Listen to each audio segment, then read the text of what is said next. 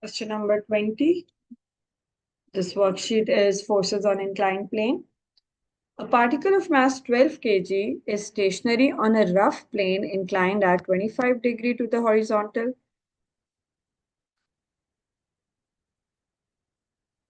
Okay. A particle of 12 kg mass, so this is going to be mg cos 25 and mg sine 25. This is going to be the normal contact force R. Okay. A pulling force of P Newton acts at an angle of 8 degree to the horizontal above the line of greatest slope. So P is acting in this direction. This is an 8-degree inclination. This is P. Okay. This will get us two components of P. This will be the sine component P sine 8, which I'm writing here. P sine 8. And this one is going to be the cos component P cos 8. Okay, so we don't need to write this anymore. Okay, and then what else do we have? This force is used to keep the particle in equilibrium, so it's not moving.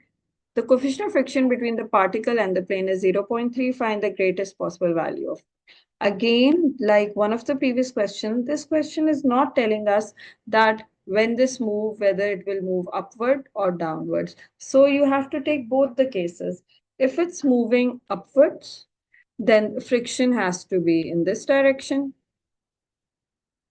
Let me write down that equation. That would mean that P cos 8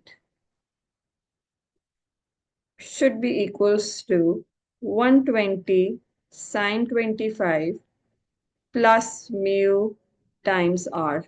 And if it's the other way around and the mu R is up in the upward direction and not in the downward direction, then we'll have another equation that would be 120 sine 25 is equals to mu R plus P cos 8.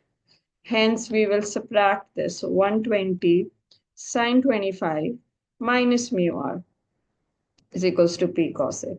Question says find the greatest possible value of P. So that's going to come from here. So that means we're assuming that the friction is going to be in the direction we established first, this direction here.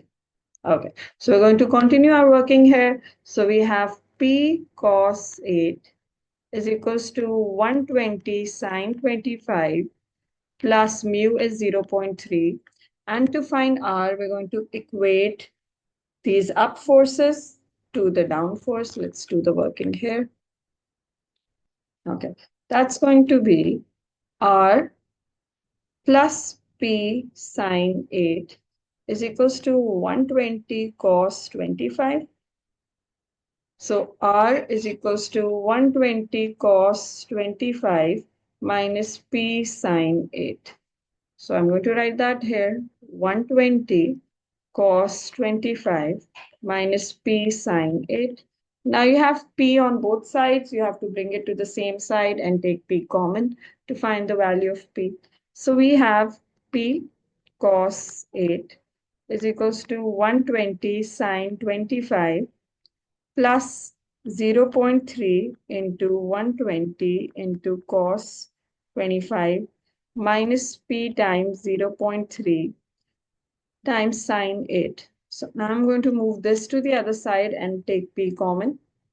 So we'll have P cos 8 plus 0.3 sine 8 is equals to the rest of it 120 sine 25 plus 0.3 times 120 times this. We're running out of space. This is cos 25. Okay, notice I'm holding on converting the values in decimal. That is because I want to avoid premature rounding as much as I can. So now we write the numerator 120 sine 25 plus 0.3 into 20. Is it 120 or 20? I believe 120. 120 into cos 25 divided by the bracket term, which is cos 8 plus 0.3 times sine 8. Let me double check if the working is good.